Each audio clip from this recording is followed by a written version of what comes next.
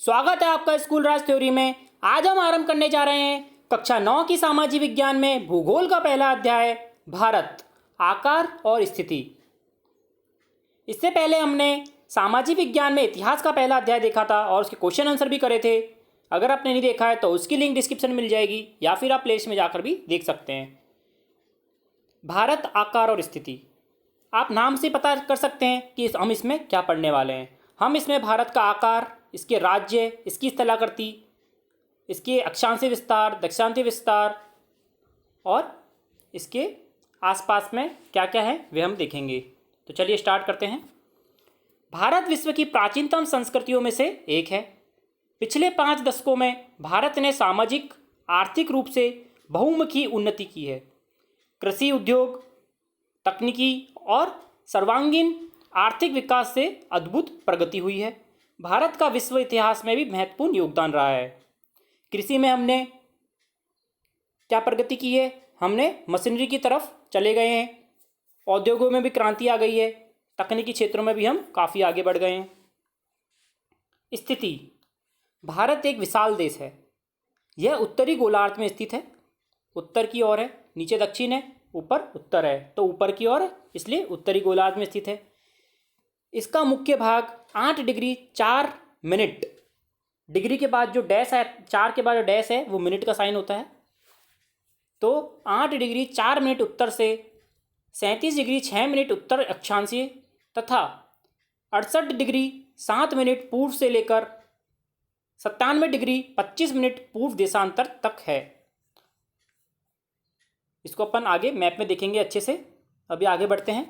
कर्क रेखा 23.5 degree 23 degree 30 minute उत्तर से देश को लगभग 2 बराबर भागों में बांटती है। मुख्य भूभाग के दक्षिण पूर्व में अंडमान निकोबार द्वीप समूह बंगाल की खाड़ी में है तथा दक्षिण पश्चिम में लक्षद्वीप समूह जो अरब सागर में स्थित है। अपने एटलस की सहायता से हम इन द्वीप समूह को देख सकते हैं। देखते हैं हम। देखिए,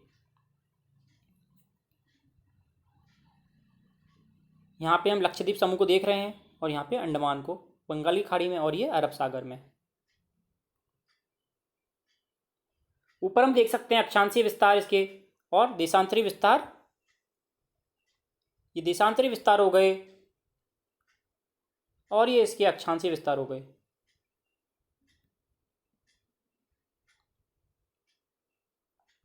आगे देखते हैं।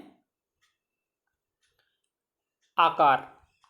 भारत के भूभाग का कुल क्षेत्रफल लगभग 32.8 लाख वर्ग किलोमीटर है। भारत का क्षेत्रफल विश्व के कुल क्षेत्रफल का 2.4% है। विश्व के कुल क्षेत्रफल का कितना प्रतिशत है? भारत का क्षेत्रफल 2.4%। चित्र 1.2 में स्पष्ट है कि भारत विश्व का 7वां बड़ा देश है। चित्र 1.2 देखते हैं। सबसे बड़ा देश है रूस, फिर कनाडा, फिर अमेरिका, चीन, ब्राज़ील, ऑस्ट्रेलिया और फिर भारत। 3.28 लाख वर्ग किलोमीटर ये हमने देखा। अभी 32.8 लाख वर्ग किलोमीटर इसका क्षेत्रफल हो गया, जो कि विश्व का 2.4% है। 7वां सबसे बड़ा देश है। भारत की स्थल सीमा लगभग 15,200 किलोमीटर है और समुद्री तट रेखा अंडमान और निकोबार द्वीप समूह तथा लक्षद्वीप समूह के साथ कितनी है? 7,516.6 किलोमीटर। भारत के उत्तर पश्चिम, उत्तर तथा उत्तर पूर्वी सीमा पर नवीनतम वलित पर्वत हैं। इसके दक्षिण का भूभाग उत्तर में चौड़ा है और 22 डिग्री उत्तरी अक्षांश से हिंद महासागर की ओर सकड़ा होता जा गया है। इसके पश्चिम में अरब सागर तथा पूर्व में बंगाल की खाड़ी है, जो हमने अभी देखे थे। चित्र 1.3 में अक्षांश और देशांतर का विस्तार लगभग 30 डिग्री है, परंतु फिर भी पूर्व पश्चिम का विस्तार दक्षिण उत्तर दक्षिण के विस्तार की अपेक्षा कम प्रतीत होता है। गुजरात से अरुणाचल प्रदेश की स्थानीय सीमा समय जो है, गुजरात से अरुणाचल प्रदेश के स्थानीय समय में 2 घंटे का अंतर आता है। अरुणाचल प्रदेश में पहले सूरज उगता है गुजरात में 2 घंटे बाद उगता है। अतः 82 डिग्री 30 डिग्री पूर्व देशांतर रेखा को भारत की मानक यामुत्यार माना गया है, जो कि उत्तर प्रदेश के मिर्जापुर से गुजरती है। अक्षांश का प्रभाव दक्षिण से उत्तर की ओर दिन और रात की अवधि पर पड़ता है। अक्षांश का प्रभाव दिन और रात की अवधि पर पड़ता है। हमने जैसे देखा, भारत तथा विश्व। भारतीय भूखंड एशिया महाद्वीप की पूर्व और पश्चिम के मध्य में स्थित है। भारतीय भूभाग एशिया महाद्वीप का दक्षिणी विस्तार है। हिंद महासागर, जो एक पश्चिम में यूरोपीय देशों और पूर्वी एशियाई देशों में को मिलाता है। ऊपर यूरोपीय देशों को मिलाता है और नीचे एशियाई देशों को मिलाता है। भारत को केंद्रीय स्थिति प्रदान करता है, क्योंकि ये दोनों को मिलाता है आपस में, एशियाई द्वीपों को और यूरोपीय द्वीपों को, इसलिए ये केंद्रीय स्थिति प्रदान करता है। देखिए, दक्षिण का पठार हिंद महासागर में शीर्षवर्त फैला हुआ है और पश्चिमी एशिया, अफ्रीका और यूरोप के देशों के साथ साथ पूर्वी एशिया के देशों से भी पूर्वी तट के माध्यम से निकटतम संबंध बनाए हुए है। हिंद महासागर में किसी भी देश की तटीय सीमा भारत जैसी नहीं है। भारत की इसी महत्वपूर्ण स्थिति के कारण एक महासागर का नाम इसी के नाम पर रखा गया है। हिंद महासागर, जिसको हम कहते हैं हिंदुस्तान के नाम पर हिंद महासागर पड़ा है, इंडियन ओशियन या इंडिया। आगे देखते हैं, यह हम मैप पहले देख चुके हैं, इसमें हमने एक चीज़ नहीं देखी है। गुजरात से लेकर अरुणाचल प्रदेश तक की लंबाई जो है कितनी है, 2933 किलोमीटर।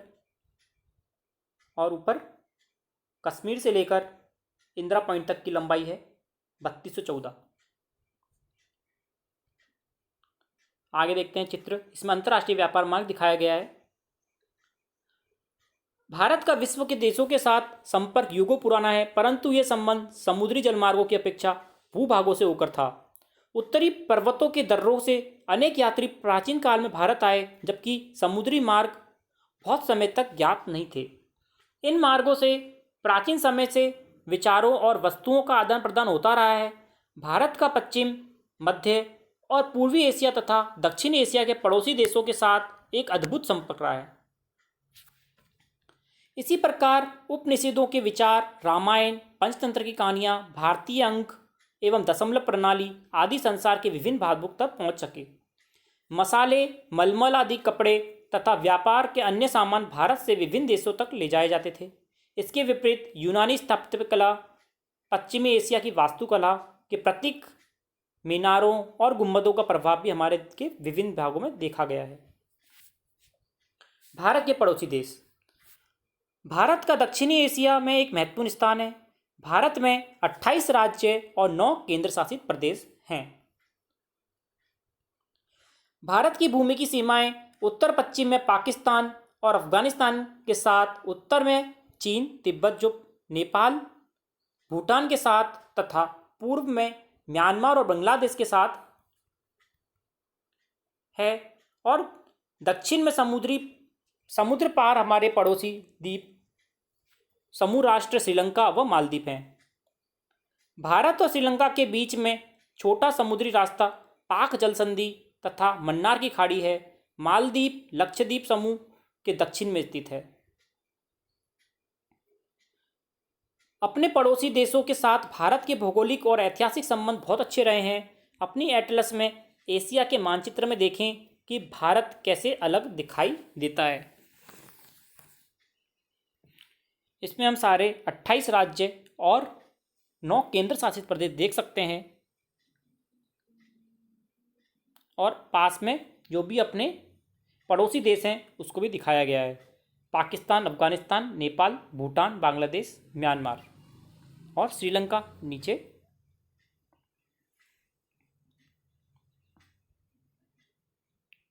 अब हम इसके प्रश्नोत्तर देखते हैं।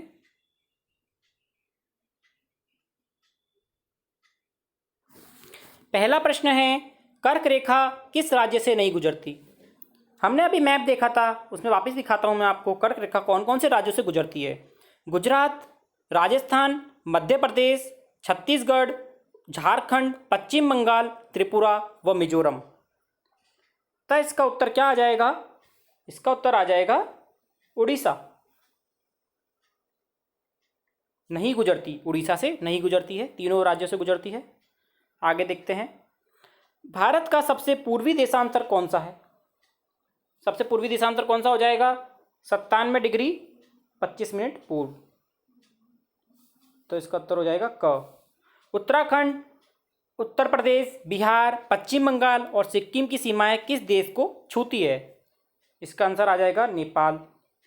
ग्रीष्म अवकाश में आप यदि कवरत्ती जाना चाहते हैं तो किस केंद्र शासित क्षेत्र में जाएंगे? इसका उत्तर हो जाएगा लक्षद्वीप। कवरत्ती कहाँ पर पड़ता है? लक्षद्वीप में पड़ता है। इसका ख हो जाएगा। मेरे मित्र एक ऐसे देश के निवासी हैं जिस देश की सीमा भारत के साथ नहीं लगती, आप बताइए वह कौन सा देश है? इसमें से कौन सा है? भूटान अपना पड़ोसी देश है, बांग्लादेश भी है, नेपाल भी है। तो इसका उत्तर हो जाएगा तजाकिस्तान, क्योंकि रसिया में पड़ता है। निम्न प्रश्नों के उत्तर संक्षिप्त में दीजिए। अरब सागर तथा बंगाल की खाड़ी में स्थित द्वीप समूह का नाम बताइए और दक्षिण में कौन कौन से द्वीपीय देश हमारे पड़ोसी हैं? अरब सागर में लक्षद्वीप समूह है तथा बंगाल की खाड़ी में अंडमान निकोबार है। दक्षिण में श्रीलंका तथा मालदीव हमारे द्वीपीय देश हैं जो हमारे पड़ोसी देश हैं। उन देशों के नाम बताइए जो क्षेत्रफल में भारत से बड़े हैं। भारत से बड़े कितने हो जाएंगे? 6 देश बड़े हो जाएंगे। रूस, कनाडा, अमेरिका, चीन, ब्राज़ील व ऑस्ट्रेलिया। अगला प्रश्न है, उन देशों के नाम बताइए। ये तो हमने देख लिया। हमारे उत्तर पश्चिमी, उत्तरी और उत्तर पूर्वी पड़ोसी देशों के नाम बताइए। सबसे पहले देखते हैं उत्तर पश्चिमी पड़ोसी देश कौन से हो जाएंगे? पाकिस्तान और अफगानिस्तान। उत्तरी पड़ोसी देश हो जाएंगे चीन, तिब्बत भी जो चीन के कब्जे में है, नेपाल, भूटान। और उत्तर पूर्वी देश हो जाएंगे म्यांमार व बांग्लादेश। चौथा है, भारत में किन किन राज्यों से कर्क रेखा गुजरती है? जो हमने अभी देखा था, दोबारा देखते हैं। 8 राज्यों से गुजरती है। गुजरात, राजस्थान, मध्य प्रदेश, छत्तीसगढ़, झारखंड, पश्चिम बंगाल, त्रिपुरा और मिजोरम। आगे देखते हैं तीसरा प्रश्न, सूर्योदय अरुणाचल प्रदेश के पूर्वी भाग में गुजरात के पश्चिम भाग की अपेक्षा 2 घंटे पहले क्यों होता है, जबकि दोनों राज्यों में घड़ी एक ही समय को दर्शाती है? स्पष्ट कीजिए। भारत का अनुदैर्ध्य विस्तार काफ़ी अधिक है, जिसके कारण गुजरात की तुलना में अरुणाचल प्रदेश में सूर्य 2 घंटे पहले उगता है, क्योंकि दोनों राज्यों के बीच 30 डिग्री देशांतर का अंतर है। प्रत्येक देशांतर का तय करने में लगभग 4 मिनट लगते हैं। तो इसी प्रकार अरुणाचल प्रदेश तथा गुजरात में समय में 2 घंटे का अंतर आ जाता है।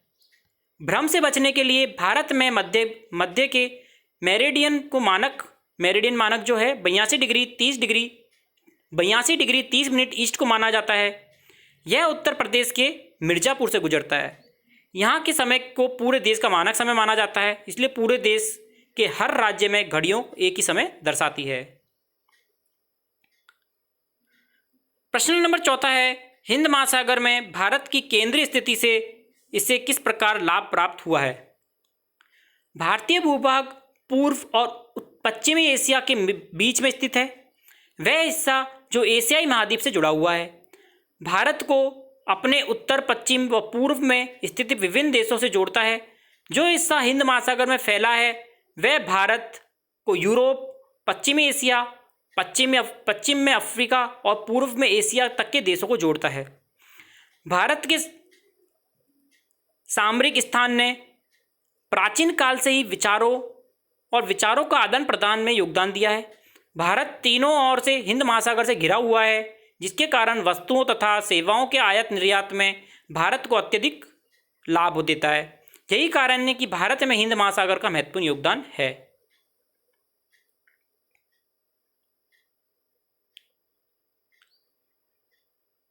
आगे देखते हैं, निम्नलिखित की मानचित्र की सहायता से पहचान कीजिए। मानचित्र से आपको पहचानना है कि अरब सागर और बंगाल की खाड़ी में स्थित द्वीप समूह जो हमने देखे थे, मालदीव। तो मालदीव कहाँ पर है? अरब सागर में। और बंगाल की खाड़ी में अंडमान निकोबार। भारतीय उपमहाद्वीप किन किन देशों से मिलकर बना है? भारतीय उपमहाद्वीप कौन कौन से देशों से मिलकर बना है हमने पढ़े थे, हम देख सकते हैं। कर्क रेखा कौन कौन से राज्यों से गुजरती है? 8 राज्यों से गुजरती है, वह आपको बताना है मानचित्र में। भारतीय मुख्य भूभाग का दक्षिणी शीर्ष बिंदु कौन सा हो जाएगा? दक्षिणी शीर्ष बिंदु कौन सा हो जाएगा, वह आपको बताना है। भारत का सबसे उत्तरी अक्षांश कौन सा है? वह अंशों में भारत के मुख्य भूभाग का दक्षिणी अक्षांश और भारत का सबसे पूर्वी व पश्चिमी देशांतर। सबसे लंबी तटीय रेखा वाला राज्य कौन सा हो जाएगा? और भारत और श्रीलंका को अलग करने वाली जल संधि कौन सी है? और भारत के केंद्र शासित प्रदेश कौन कौन से हैं? आशा करता हूँ आपको समझ में आया होगा।